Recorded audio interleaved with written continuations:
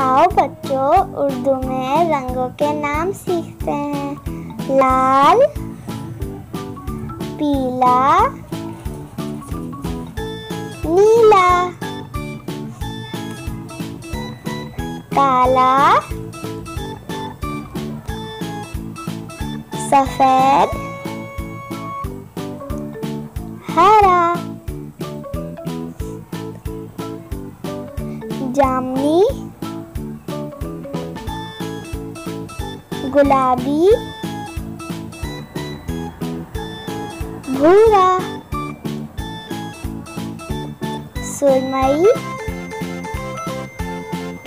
सुनहरी, नारंगी,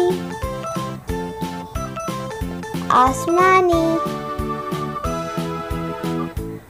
लाल, नीला, हरा, काला, जामुनी, भूरा, सुरमई, सुनहरी, आसमानी।